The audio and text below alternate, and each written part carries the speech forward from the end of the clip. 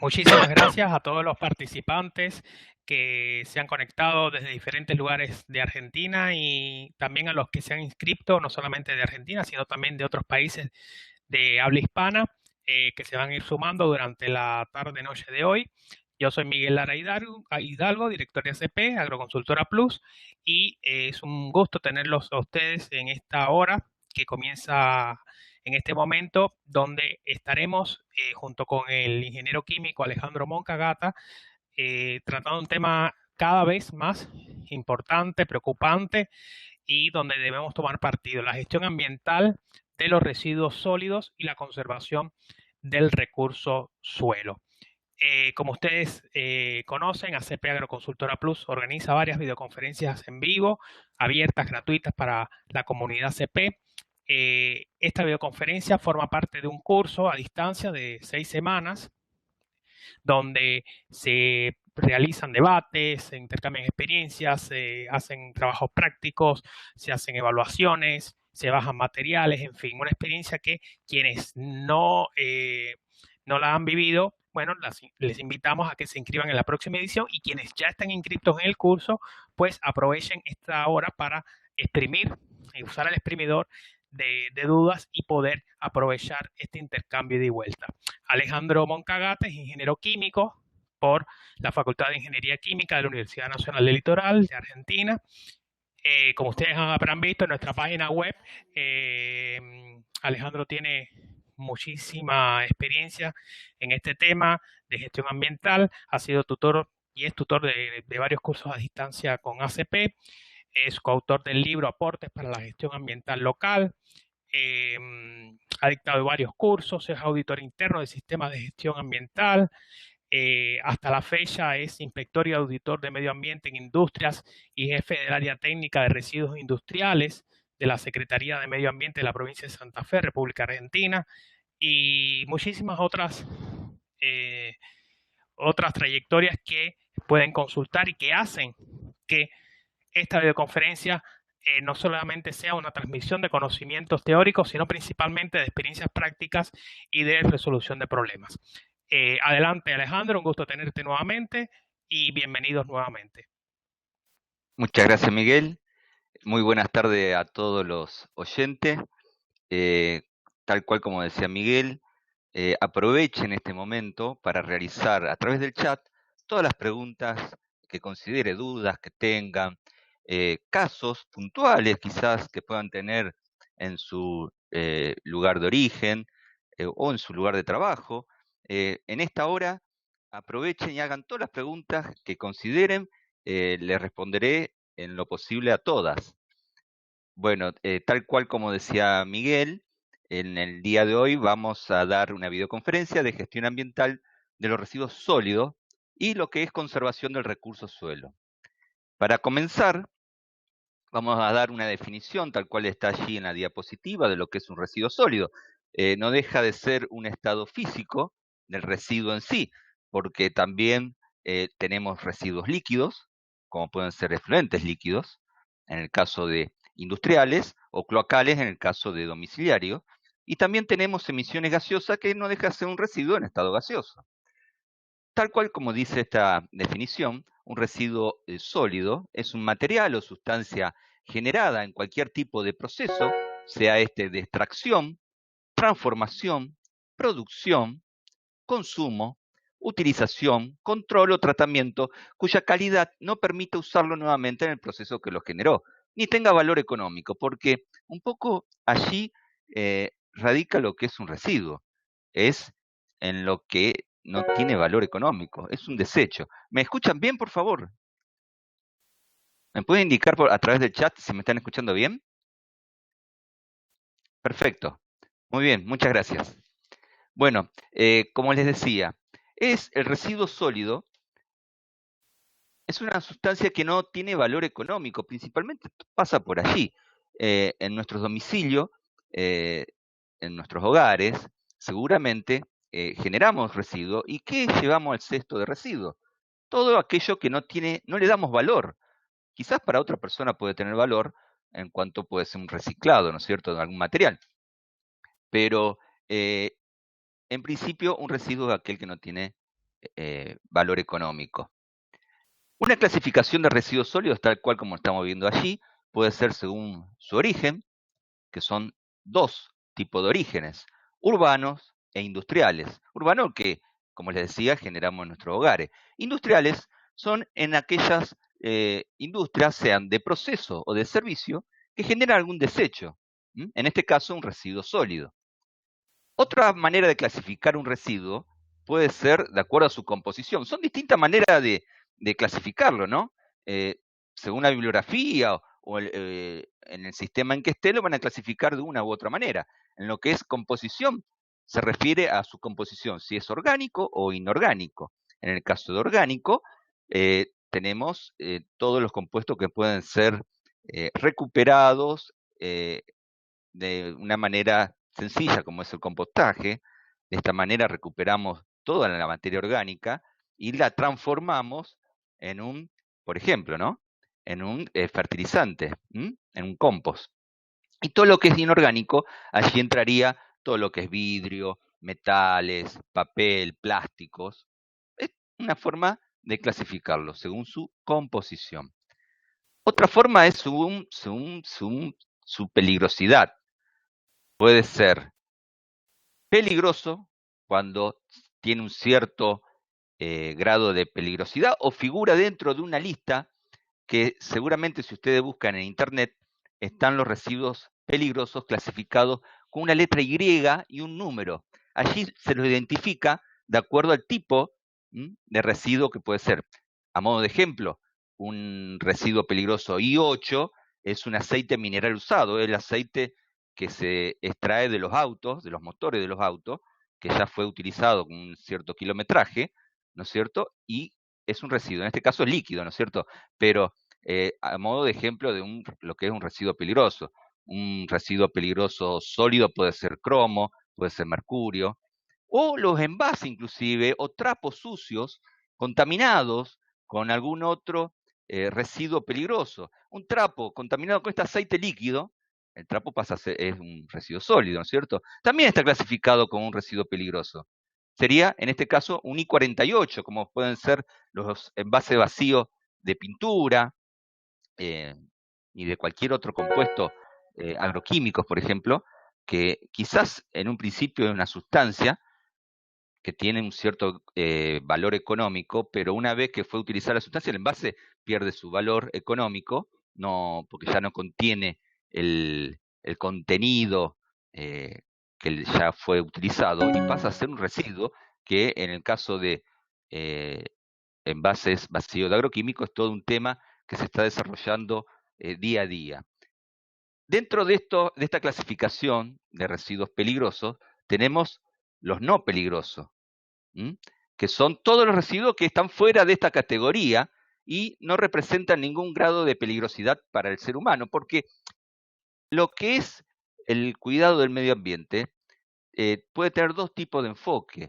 Un enfoque ambientalista, donde vemos todo el universo del ambiente, ¿no es cierto?, y su conservación, con la fauna, la flora, completo. Y después un enfoque antrópico, que es un poco lo que le estamos dando ahora, que es el uso del medio ambiente para el hombre, el cual tiene la responsabilidad de cuidarlo, ¿no es cierto?, conservarlo en el tiempo de manera tal que eh, se genere un desarrollo sustentable de las actividades.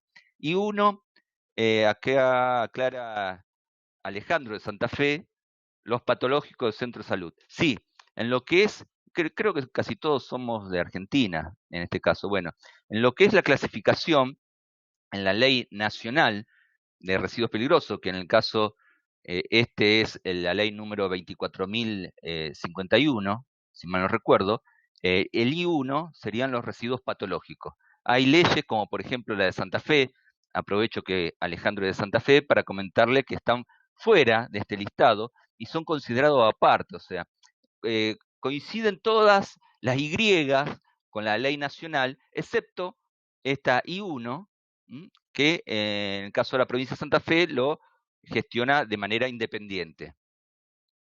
Acá hay una pregunta bastante larga que se me fue del enfoque del chat. A ver, Jorge pregunta. En la medida en que reducimos el volumen de los residuos por reutilización o transformación, vamos generando un concentrado que aumenta su poder contaminante. ¿Es posible que un residuo inicialmente no peligroso termine generando un residuo peligroso? No, cuando estamos gestionando un residuo, ya desde su generación se clasifica como peligroso o no peligroso. El proceso que se le puede dar a un residuo no peligroso no va a llevar a un residuo peligroso, salvo que algún residuo muy puntual, no se me ocurre en este momento, cuál puede ser, sea utilizado como materia prima, o sea, deje de ser residuo para tener un valor comercial y sea utilizado como materia prima en otro proceso productivo, ¿m? Que a su vez genere un residuo que allí pueda ser peligroso, pero no en el tratamiento del residuo en sí. No sé si me entendés, Jorge. Un residuo se clasifica por peligroso, no peligroso, en su generación, no, digamos, en su tratamiento.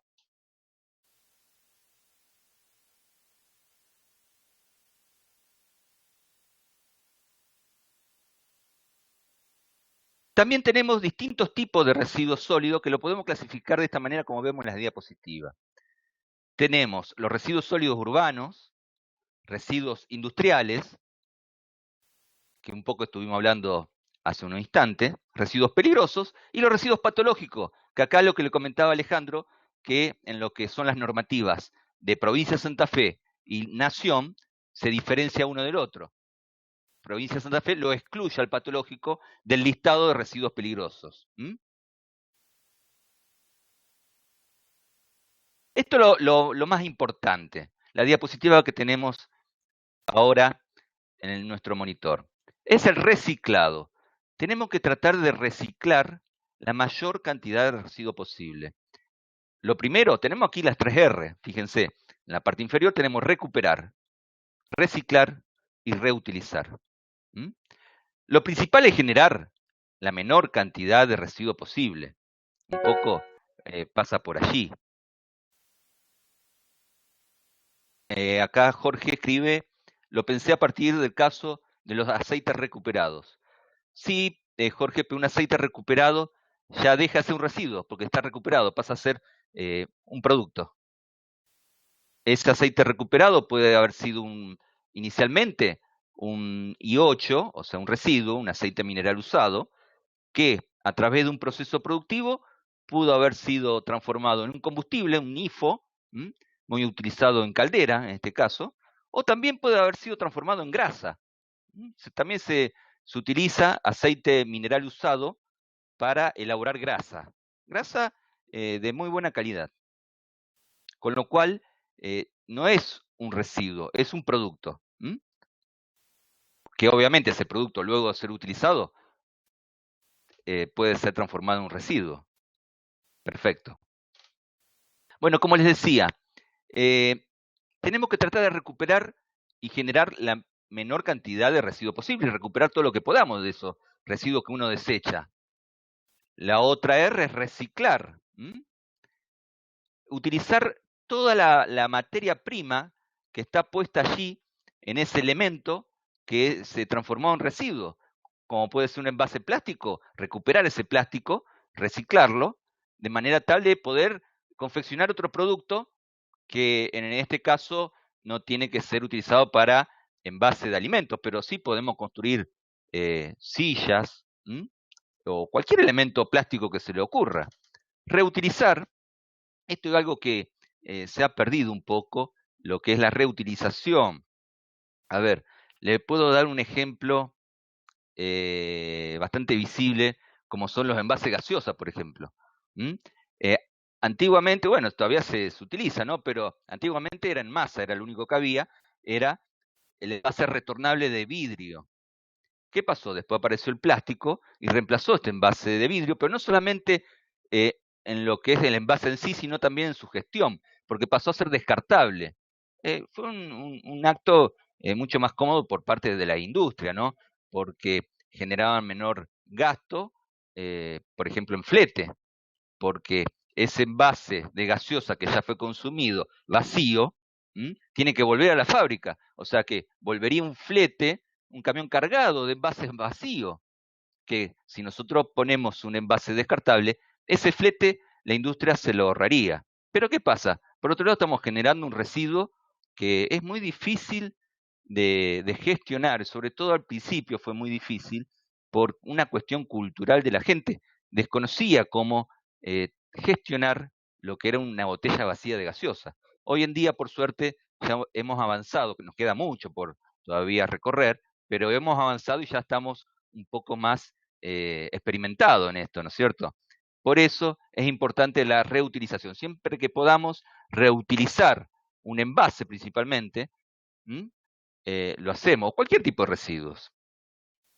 María Eugenia pregunta a través del chat, ¿aceite vegetales utilizado para la fabricación de jarbones artesanales?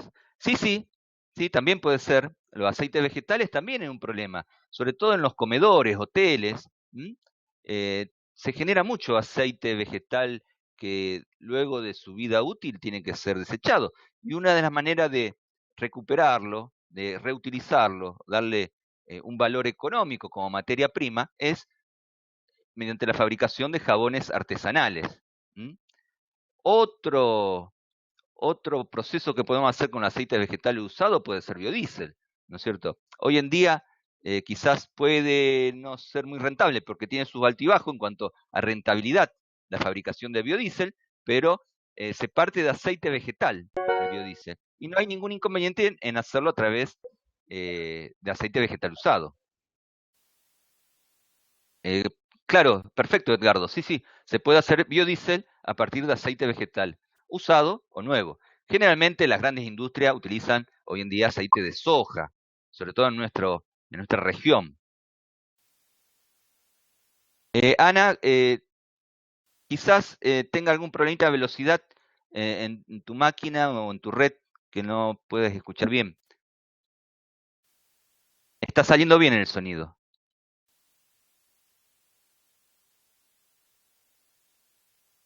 Lo que es la gestión integral de los residuos sólidos tiene distintas etapas. Como pueden ver en la diapositiva, esto puede ser aplicado para residuos industriales, residuos urbanos, cualquier tipo de residuo, donde tenga una gestión integral. ¿Por qué? Porque se trabaja desde su generación hasta su disposición final. La generación, en el caso de un residuo industrial, es en la misma industria. Se genera el residuo, puede ser clasificado de acuerdo a los tipos de residuos que genere esta industria y a la cuestión, digamos, de gestión interna que tenga esta industria. Luego es transportado, tiene una segunda clasificación, ya esto se realiza en el punto en donde ese residuo va a ser tratado, dispuesto, un tratamiento, que puede ser, en el caso de lo orgánico, como le mencioné hace un instante, el compostaje, ese puede ser un tratamiento. En el caso de un metal, puede ser recuperarlo para utilizarlo como chatarra en un horno de fundición. Los plásticos pueden ser recuperados también.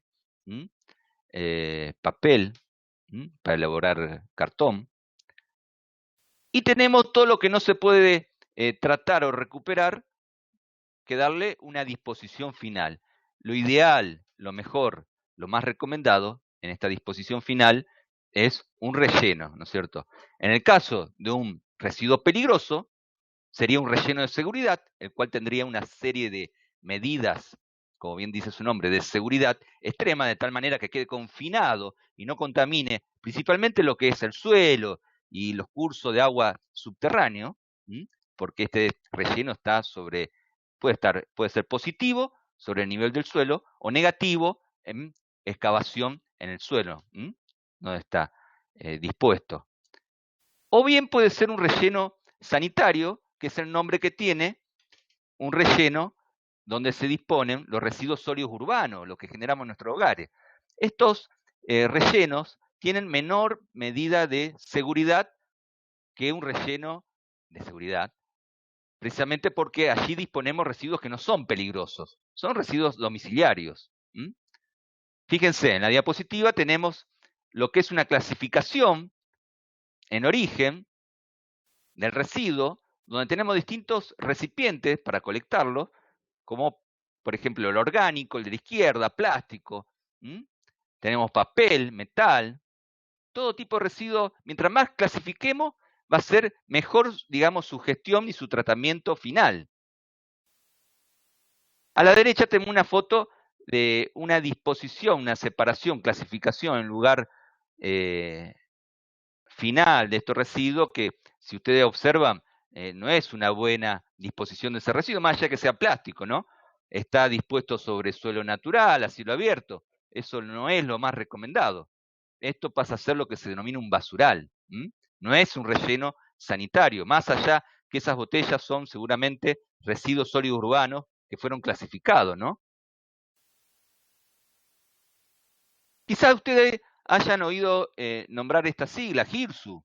No deja de ser las iniciales de gestión integral de residuos, en este caso sólidos urbanos, que un poco la gestión completa que estamos viendo desde su origen, desde su generación, hasta su disposición final. Podrán apreciar en la foto, en el fondo, esa montaña. En realidad esto es un relleno sanitario. Es la disposición final a los residuos sólidos urbanos en un lugar precisamente que está adecuadamente confeccionado para que allí permanezcan en el tiempo estos residuos de manera tal que no contaminan ni el suelo ni la capa de agua subterránea que pueda haber allí.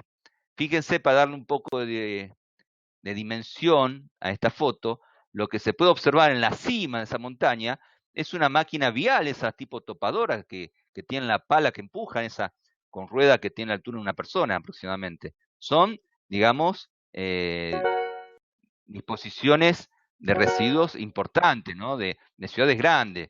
Lógicamente que una población pequeña no puede disponer de los recursos económicos para confeccionar esta obra de ingeniería, ¿no?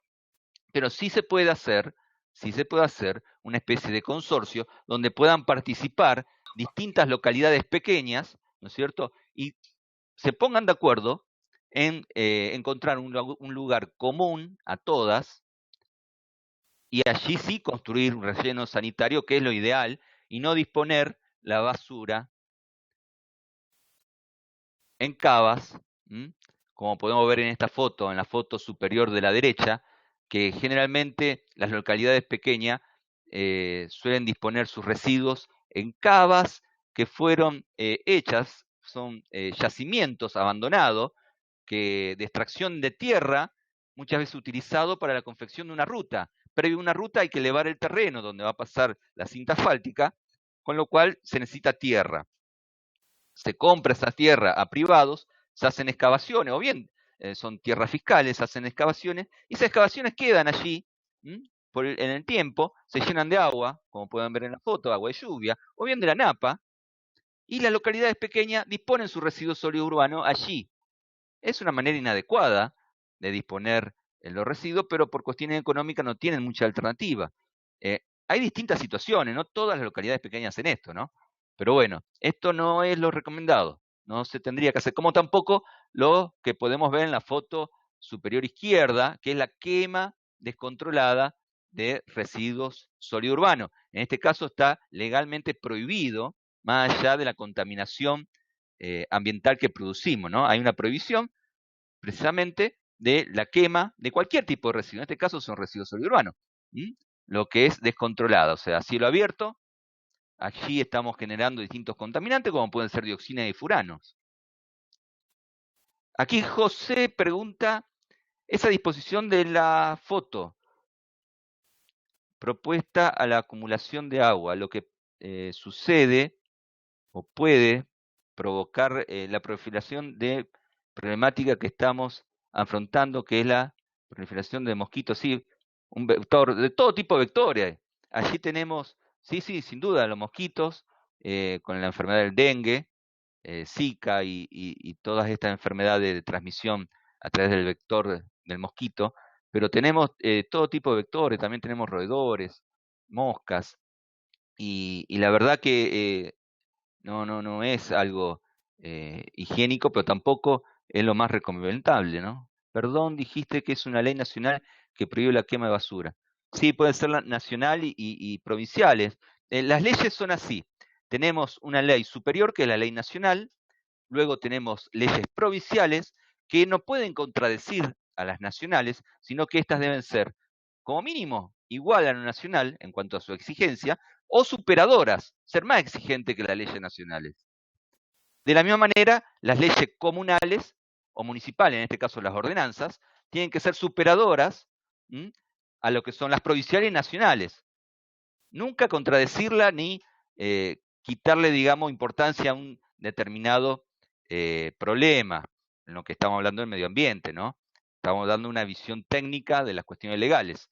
En este momento no recuerdo artículo y número de ley, pero sí en las leyes provinciales con total seguridad, Sandra, están cubiertas, están prohibidos totalmente, pero en la nacional también. No recuerdo el número de ley. En las fotos inferiores podemos ver dos tipos de operaciones de residuos sólidos urbanos. En la izquierda es una operación que se le da en los países del primer mundo, que allí sí está permitido la quema controlada, no descontrolada, controlada, de residuos sólidos urbanos. Es más, se utilizan como combustible. ¿Qué hace este combustible? Es generar vapor para generar a través de una turbina electricidad. O sea, que nosotros, como así tenemos nuestras centrales termoeléctricas que trabajan a gas natural o gasoil según la época del año, en Europa existen centrales eléctricas que utilizan el residuo sólido urbano como combustible. Allí sí está permitido como combustible, o sea, de manera controlada, ¿no? Allí sí está permitido la incineración. En nuestro país, en Argentina, en Sudamérica, tampoco. Esto es una tecnología, digamos, de países desarrollados, pero más que tecnología, todo pasa por el control. El control de la gestión y la buena quema de estos residuos. Porque sí está permitido en nuestro país, por ejemplo en Argentina, la quema de residuos peligrosos. Y uno podría pensar, ¿cómo? A los residuos peligrosos sí los quemamos y a los sólidos urbanos no. Los quemamos los residuos peligrosos de manera controlada. Ellos sí están permitidos en hornos de incineración, en su mayoría rotativo, también hay pirolíticos, como también lo hay para residuos patológicos. Estos hornos deben trabajar a una cierta temperatura, son controlados, deben tener una cámara secundaria o postcombustora con una temperatura mucho más elevada, de manera tal de no generar dioxina y furano. Debe haber torre lavadora de gases, de manera tal de no generar emisiones contaminantes. De la misma manera se controlan los efluentes líquidos que son generados en esta torre lavadora y las cenizas, o sea, son sistemas controlados, aprobados por el ente control que esté rigiendo en el lugar y son validadas y controladas periódicamente. Generalmente cada 6 meses, un año, son validados estos hornos controlados que funcionen bien, más allá de que deben tener, digamos, registros permanentes y pueden ser auditados en cualquier momento por la autoridad de control. En la foto inferior de la derecha tenemos una manera de disponer los residuos sólidos urbanos un tanto moderna. Quizás cuando le diga de qué se trata, se van a imaginar a qué se asemeja, ¿no? Es una especie de máquina que genera, como los silobolsa que vemos por televisión en el campo. Bueno, esto es algo parecido. Genera una especie de caramelo gigante con el residuo sólido urbano compactado, envuelto, enfardado, y son dispuestos estos caramelos gigantes sobre un terreno especialmente preparado, de manera tal de allí permanezcan en el tiempo, pero es una tecnología relativamente nueva, no se tiene experiencia en lo que son años de residencia de estos caramelos compactos de residuos sólidos urbanos, cómo se comportan en el tiempo, ¿no? Porque hay que tener ciertos recaudos, como por ejemplo no tener tantos compuestos orgánicos que puedan fermentar adentro, porque estos envoltorios van a estar expuestos al sol.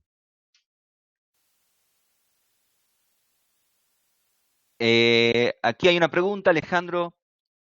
Ya que haces mención, no conozco controles de calidad de aire. Sí, se hacen controles. Tenemos dos tipos de control en lo que son el aire, ¿no es cierto? Emisiones gaseosas. Tenemos control en emisión y en inmisión, ¿no es cierto? En emisión, los controles se realizan en la misma chimenea. Se pincha la chimenea, como se dice en la jerga, se coloca una lanza, un sensor. Hay distintos tipos de controles de acuerdo al contaminante que estemos buscando, obviamente, ¿no? Y lo que es inmisión, que es calidad de aire, son equipamientos que se colocan en el entorno, en la periferia de estas plantas incineradoras de residuos. ¿Se entiende? Cada parámetro está regulado.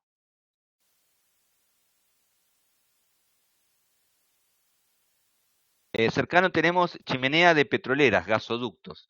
Bueno, en este caso son distintos, o sea, lo que yo les comentaba eran hornos incineradores de residuos. Lo que son chimeneas industriales, como pueden ser las petroleras, también están controladas. Puede ser un control de emisiones o de inmisión, según la normativa que regule, que esté vigente en el lugar, ¿no es cierto? No sé de qué provincia será o de qué estado, pero son, digamos, tienen que cumplir con ciertos parámetros. Cada contaminante tiene, digamos, un límite permitido de concentración del químico, del compuesto químico que se esté controlando, ¿no es cierto? Sí, sí, perfecto, Río Negro. Sí. Muchas, en lo que son las petroleras, muchas multinacionales tienen parámetros de control mucho más exigentes que la normativa vigente en el lugar, ¿no? Eso es muy común en las multinacionales, que sus propios controles son más exigentes que los controles que puede realizar el Estado. Eso ayuda mucho porque, digamos, son superadores a la normativa que las controla. ¿Mm? Es muy importante. Entonces tenemos dos tipos de control en lo que son contaminación atmosférica, las emisiones y las inmisiones. Obviamente que la concentración en chimenea va a ser mucho más elevado que lo que es en calidad de aire, ¿no es cierto?, en el ambiente a cierta distancia, ¿no es cierto?, de la chimenea. En cuanto, acá Juan pregunta, en cuanto a la disposición final de las pilas, ¿existe en el país tecnología para la inmovilización de los constituyentes? Justo se me corrió, peligrosos. Sí, hay varias tecnologías en desarrollo, inclusive, en lo que son las pilas. Las pilas, al igual que las lámparas fluorescentes, eh, tienen un caso muy particular. Si esas pilas fueron generadas por una industria, son residuos peligrosos. Si son generados en nuestros hogares, es un residuo que se puede decir asimilable a residuo sólido urbano. Parece raro, ¿no es cierto?, lo que le estoy diciendo, pero desde el punto de vista legal, ambiental legal, es así. O sea, una industria lo tiene que disponer a sus pilas, sus lámparas fluorescentes, o estas de bajo consumo, que están hoy en día más desarrolladas, que han reemplazado las incandescentes, son dispuestas, son gestionadas como un residuo peligroso. Mientras que las generadas en nuestros hogares es un residuo asimilable al urbano, con lo cual se dispone en la bolsita de basura con todos los residuos que generamos en nuestros hogares y son dispuestos en un relleno sanitario y no de seguridad como si lo exige la ley para el caso de una industria. María Eugenia, en Mendoza existe el decreto 2404 del año 90 que incluye monitoreo ambiental que prohíbe la quema de residuos. Sí, no tengo presente ese decreto, pero me gustaría saber, María Eugenia, si te referís a la quema de residuos en forma general, o sea, descontrolada y controlada, porque lo que son hornos de incineración existen, ¿no es cierto? No para residuos sólido urbano, pero sí para peligrosos. Quizás hace mención ese decreto a lo que podemos ver aquí en la foto de arriba a la izquierda, lo que es una quema descontrolada, que muchas veces en los basurales lo vamos a ver porque mucha gente que lamentablemente vive de esto, lo que hace de esta manera al quemar puede separar metales, ¿no es cierto? separa el metal del resto de los residuos, quemando, o bien, de manera ilegal, se quema para reducir volumen. Entonces, al reducir volumen, ese basural va a persistir en el tiempo. Quien dispone los residuos allí va a poder hacerlo por más tiempo, porque redujo volumen, entonces sigue teniendo espacio para seguir disponiendo residuos allí. Quema descontrolada. Perfecto, María Eugenia, sí. Lo supuse. Sí, sí, sí. Fíjense en esta diapositiva residuos industriales. A modo de ejemplo, aquí tenemos dos fotos de dos tipos de residuos industriales. ¿Mm? En la izquierda son plásticos ya chipeados, molidos, ¿m? De envases vacíos de agroquímicos. Seguramente esos envases vacíos de agroquímicos han tenido su triple lavado inicialmente, hecho por el productor al momento de utilizar el agroquímico que contenía, ¿m? Y posteriormente ese envase fue molido y lavado nuevamente, ¿m? Y seguramente se va a usar ese plástico para confeccionar elementos plásticos, pero como les decía hoy, no pueden ser utilizados para envases que contengan alimentos. En la foto de la derecha tenemos otro tipo de residuo, en este caso metálico, más precisamente de aluminio. Son envases que han sido descartados por mala confección, son residuos industriales, en donde, como pueden ver allí, son compactados, forman un cubo de aluminio compactado, que es utilizado como chatarra en un horno de fundición de aluminio. Se pone un pequeño porcentaje de este residuo, pero es reutilizado, digamos, en un horno de fundición. Lo mismo sucede con los residuos orgánicos. En esto puede hacerse un compostaje, que es una descomposición aeróbica a través de bacterias aeróbicas de la materia orgánica, conformando un compost a través de un procedimiento. Tiene que tener sus condiciones de trabajo, tiene que ser aireado, hay que formar pilas donde son aireadas, controlar la temperatura, la humedad de ese sistema de compostaje, hasta obtener el compost que es utilizado como fertilizante para enriquecer de nutrientes los suelos, ¿no es cierto? Y tenemos, como lo vemos aquí en la foto, esta práctica que se llama land farming, que es un laboreo de la tierra. Allí parecería que se está regando un líquido, pero en realidad es un barro. También puede tener apariencia de líquido, porque en lo que es una definición de barro no está aclarado lo que es el porcentaje de agua que puede tener. Un barro puede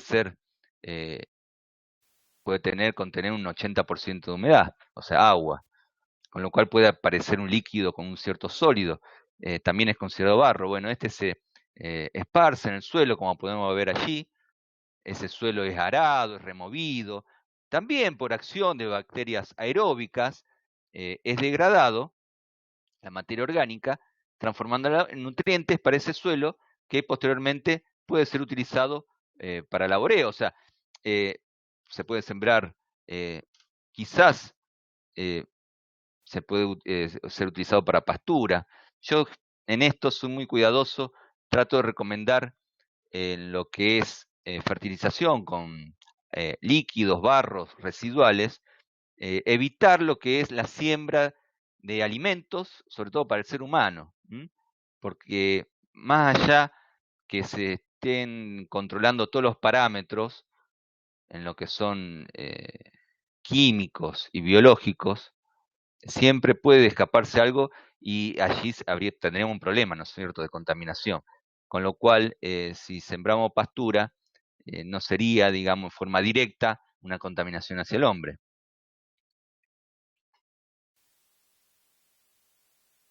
En el caso de residuos peligrosos, como les comentara, estos son dispuestos en relleno de seguridad. También pueden ser incinerados. Siempre hay un debate, hay personas que son más de la idea de incinerar el residuo peligroso y otro de disponerlo. Cada uno tiene sus pros y sus contras. Quien dispone el residuo peligroso en un relleno de seguridad lo tiene que hacer de manera adecuada, es bien controlado, pero sabe que lo está confinando de manera eterna en ese lugar, ese espacio queda inutilizado, mientras que el que lo incinera como que lo hace desaparecer, entre comillas lo hace desaparecer, porque está generando cenizas, está generando una emisión que más allá de que está controlada, está emitiendo gases, y también está generando un efluente líquido, o sea que en realidad lo está transformando en algo menos peligroso, pero por eso, cada uno tiene su postura. A ver, acá en el chat hubo un par de preguntas, o al menos texto que vi pasar.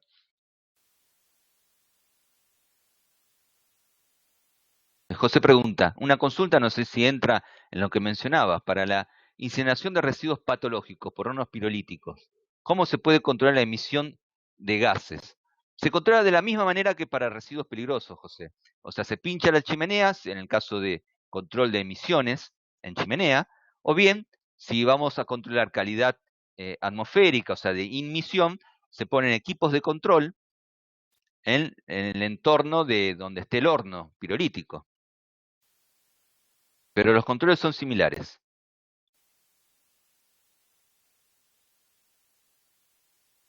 Lo que son los residuos patológicos siempre se disponen en bolsas rojas, como podemos ver aquí en la foto. No, no están prohibidos, Carlos, los hornos pirolíticos en Argentina.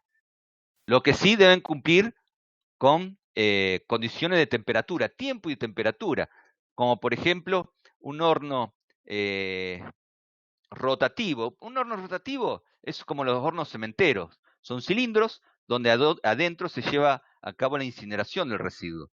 Esos hornos deben cumplir con una cierta temperatura, generalmente ronda los 900 grados, 850, 900 grados, y los gases que salen de ese horno pasan por una cámara secundaria, que es así, debe estar a 1200 grados, y esos gases deben estar retenidos allí al menos 2 segundos, Carlos. El horno pirolítico es similar, lo único que es el horno estático, y sí, los gases también deben pasar por una cámara secundaria, donde debe ser elevada la temperatura, en lo posible 1200 grados, 2 segundos. De esta manera nos aseguramos de eliminar todos los contaminantes en lo que son emisiones gaseosas.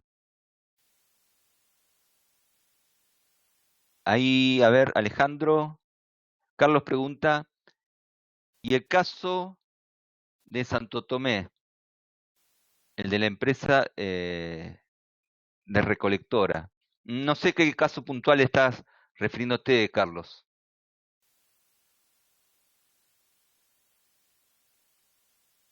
Quizás me pueda aclarar un poco más, dame más datos y lo charlamos. Edgardo, para atenuar el problema de olor en el tratamiento con autoclave, se utiliza carbón activado y se hacen pasar los gases por allí antes de salir a la atmósfera.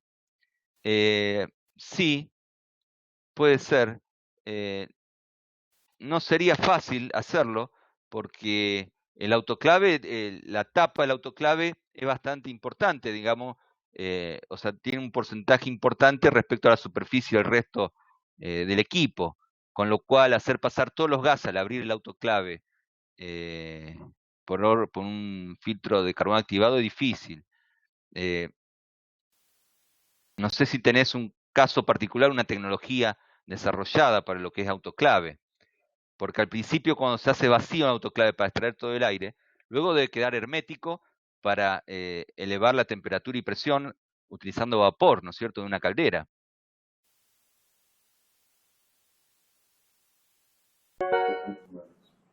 Ah, Carlos acá menciona una empresa de la localidad de Santo Tomé, de la provincia de Santa Fe, Argentina, pero no sé, a ver, Carlos, voy a buscar, a ver cómo te refieres en el caso de Santo Tomé, de la empresa recolectoras. Es una empresa recolectora la que mencionas, Carlos. Antiguamente tuvo un horno incinerador, pero eh, ya no lo tiene más. Ellos hacen recolección de residuos patológicos, hacen transporte, hace una planta operadora. José dice, actuarían como catalizadores los secundarios. No, no como catalizadores. Es parte del tratamiento, no es una catalización. Es parte del proceso. ¿Mm? Sandra pregunta, Alejandro, ¿el equipo para fabricar harina de sangre en matadero de vacuno puede traer problemas importantes al aire? No, no, ningún proceso puede traer un problema de contaminación si todos los residuos generados, sean emisiones gaseosas, efluentes líquidos o residuos sólidos, son bien gestionados. ¿Mm? Se hay que partir de allí. Y si cumplen las normativas vigentes en el lugar, tampoco, porque las normativas están hechas precisamente para que no se generen contaminaciones. ¿Mm? En el caso particular de harina de sangre, lo que se hace, si se separa el plasma, ¿cierto? Se puede generar plasma en polvo o la sangre misma en polvo, de manera tal de ser utilizada como materia prima en otros procesos productivos. Allí lo que en realidad se está separando es el agua que pueda tener la sangre. Es algo similar a lo que es el proceso de la elaboración de leche en polvo o suero de leche en polvo, ¿no? Es similar el caso de harina de sangre. No porque sea sangre va a ser distinto. Es muy similar.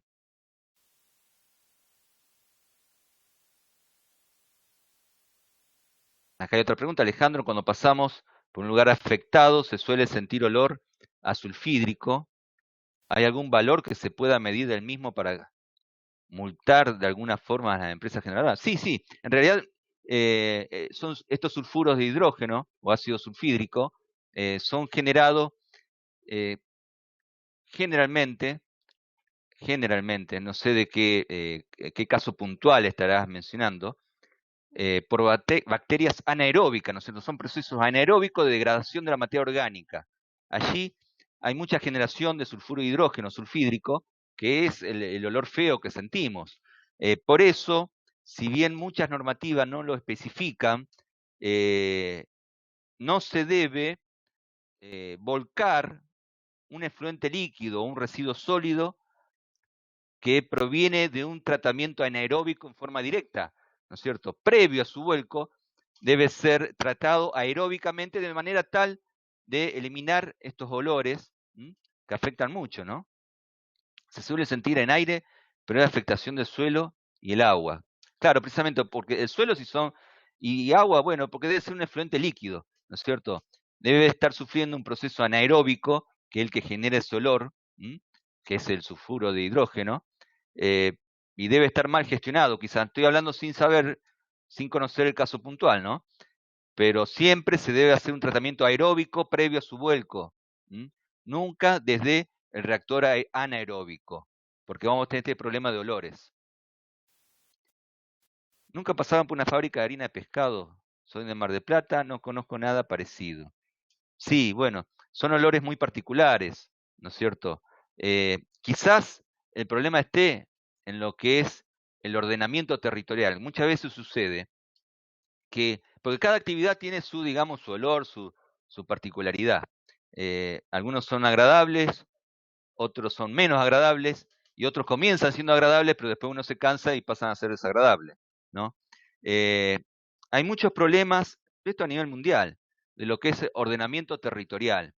Muchas veces las áreas industriales o los parques industriales están mal ubicados en lo que es geográficamente en la ciudad, o están aguas arriba de algún curso de agua que pueda atravesar la ciudad, con lo cual, por más que sean tratados los efluentes líquidos de esas industrias, son volcados ese curso superficial y ese curso superficial pasa por la ciudad o por la localidad que fuere y puede traer problemas. No cuesta nada hacer un buen ordenamiento territorial y ese parque industrial, esa área industrial o esa gran industria que alimenta a esa localidad, colocarla, radicarla aguas abajo del curso superficial que pasa por la ciudad.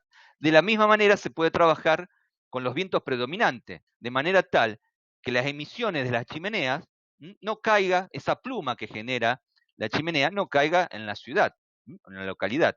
Entonces, en base a los vientos predominantes del lugar, se ubica el área industrial, el parque industrial, de manera tal que esa pluma no caiga en la localidad. Alguna vez puede soplar viento, digamos, en contra, pero siempre se tienen en cuenta los vientos predominantes para esta erradicación. Y muchas veces están mal ubicadas las industrias. Las ciudades generalmente se van van avanzando, digamos, en forma errática, sin un control por parte del Estado. Hoy en día se está trabajando un poquito más, o sea, pero ya estamos trabajando sobre un problema que ya está, digamos, marcado, ¿m? Con lo cual es difícil de, de solucionar esta convivencia industria-hogar. Suele pasar mucho con casas que están ubicadas lindante a parques industriales, ¿no? Muchos problemas.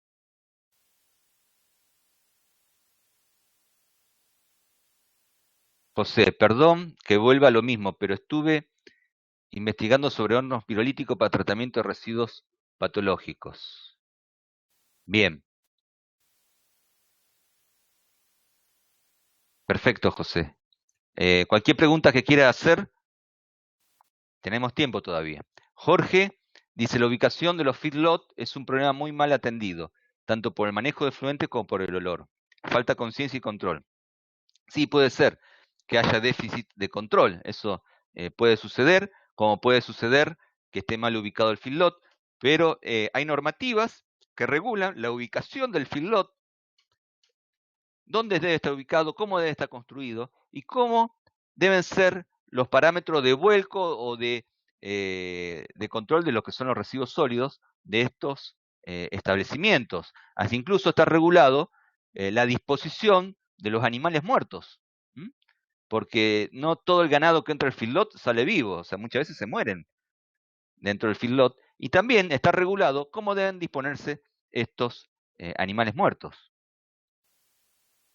José, para el TPI, en el caso de José es alumno de ACP, por eso habla del TPI, que es el trabajo práctico integral, ¿m? Del curso. Dice, no encontré mucha info sobre el modo que actúan. ¿Me la podría explicar? Sí, un horno pirolítico es sencillo, José. Digamos, es un recinto, puede ser cilíndrico o puede ser un paralelepípedo, ¿no es cierto? Revestido con ladrillo refractario, tiene una puerta de ingreso, ¿m? Por donde se ingresan los residuos. Esa puerta trabajan en forma discontinua, ¿no es cierto? No son procesos continuos, sino que se abre la puerta, se ingresa el residuo, se espera un cierto tiempo que este residuo sea totalmente incinerado, genera cenizas, los gases de combustión que sale de ese horno pasa por otro recinto que no deja de ser también otro prisma o un cilindro o la forma que fuere, ¿no es cierto? Porque hay de toda forma, que es una cámara secundaria de combustión donde se incorpora más llama, hay quemadores, generalmente son a gas natural, que elevan la temperatura de manera tal de descontaminar totalmente estos gases de combustión, que son luego emitidos por la chimenea previo paso por una torre lavadora de gases, que lo que es la torre lavadora es en forma perpendicular o contraria una lluvia de agua, de manera tal de captar todas las partículas sólidas o químicas que puedan salir por la chimenea. Pero el horno en sí es un recinto, digamos, metálico revestido con ladrillo refractario, que tiene un quemador, lógicamente. No sé si responde un poco, José, tu pregunta. Bien.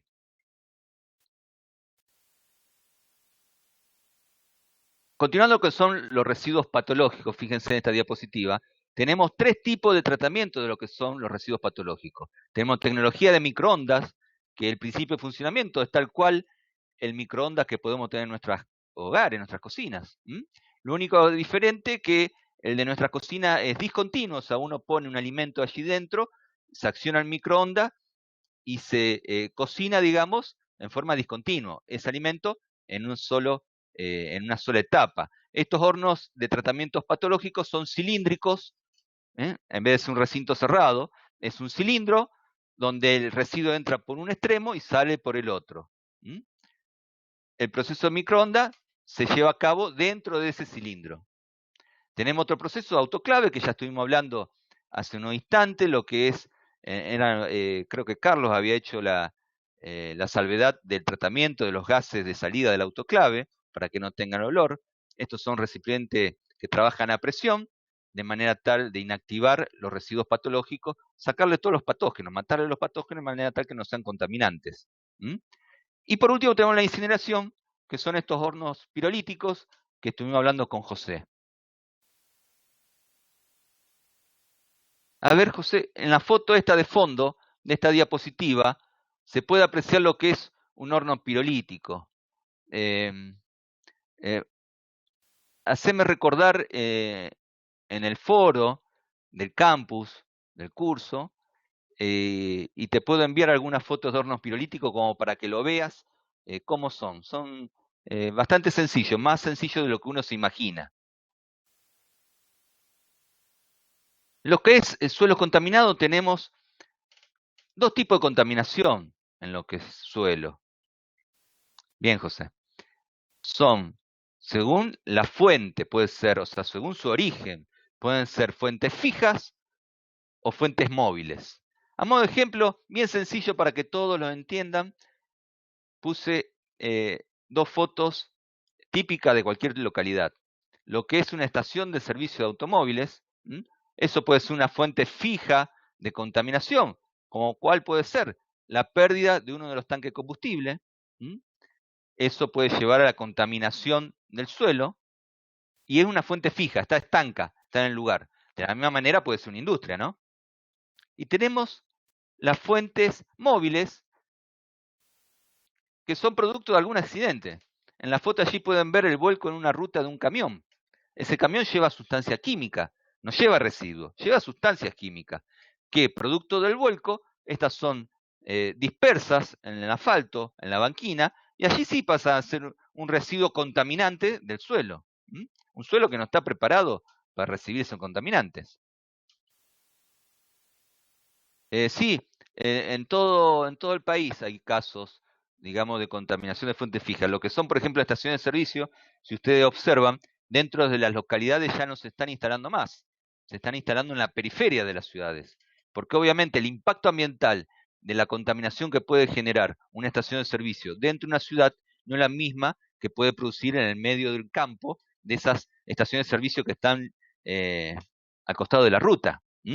La contaminación que puede generar una y otra, así sea el, el contaminante químico sea el mismo, tanto en calidad como en cantidad, el impacto ambiental es mucho más grande en la ciudad que en el campo, porque estamos viendo el medio ambiente desde un punto de vista antrópico, ¿no es cierto? Del uso del medio ambiente por el hombre, como les decía en un principio. Bueno, y allí tenemos lo que son los dos tipos de contaminación de lo que es suelo. Bueno, medio se nos está acabando el tiempo.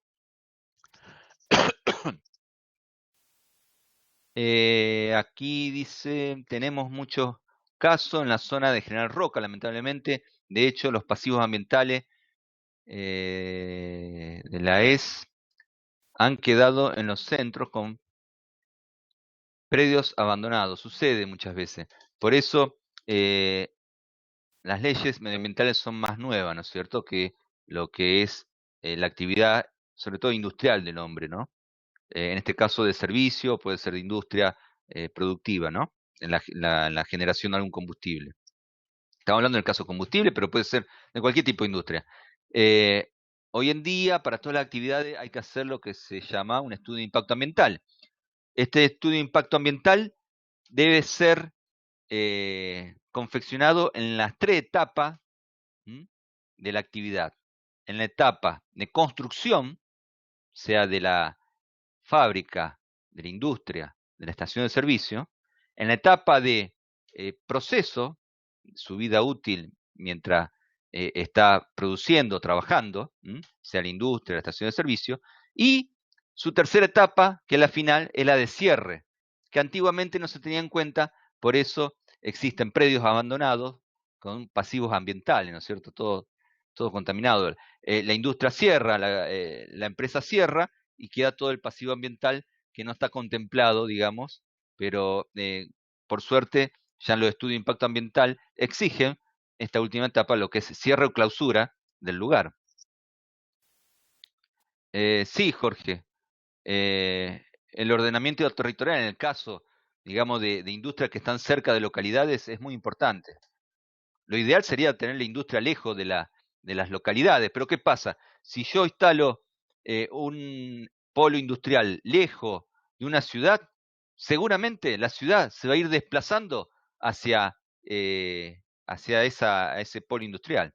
Porque así, siempre el trabajador va a buscar de hacer su casita más cerca de su lugar de trabajo. Al haber un puñado de casas, ya seguramente se instala algún negocio que le puede proveer alimentos. Y así va creciendo y se va desplazando irregularmente la ciudad y se va acercando al polo industrial, al parque industrial, y cuando nos quisimos acordar tenemos el parque industrial rodeado de casas. Y allí comienzan los problemas. Gracias, Carlos. Gracias a todos por haberme escuchado hasta ahora, ¿no? Si tienen alguna pregunta.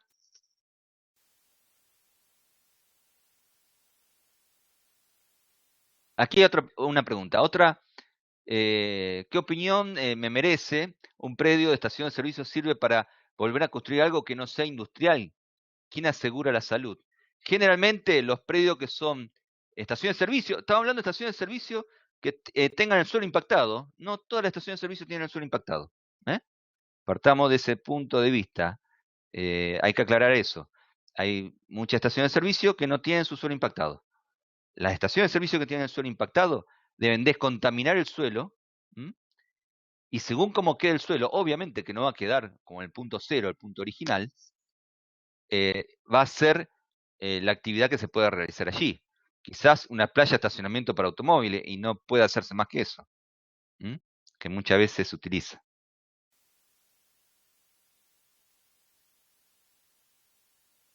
José me hace una última pregunta. Luego del proceso de autoclavado de residuos patológicos, ¿los líquidos que se puedan generar son peligrosos? No. Si son generados luego de ser autoclavados, no, porque ya han muerto todos los patógenos. No obstante eso, esos líquidos son clorados con una alta carga de cloro, confinados, y luego son dispuestos en base a una previa caracterización si son peligrosos o no. Pero si son autoclavados ya se han matado todos los patógenos. Pero sí son clorados, al menos en forma preventiva, con una alta concentración de cloro, de manera de asegurarnos que esté todo, digamos, destruido. Muy bien, muchas gracias, José. Sí, sí, sin duda, Sandra. Las videoconferencias son grabadas y quedan en el campus de ACP. Muchas gracias a todos. Gracias, gracias. Muchas gracias a todos los participantes, gracias Alejandro. Les recordamos a los que no están inscritos en el curso a distancia que esta videoconferencia les va a llegar grabada con un link por correo electrónico en las próximas horas, y que la próxima edición del curso a distancia de 6 semanas sobre gestión ambiental de residuos ya tiene las inscripciones abiertas en nuestra página agroconsultoraplus.com. Muchas gracias a todos y en breve les va a estar llegando por email el link de la grabación.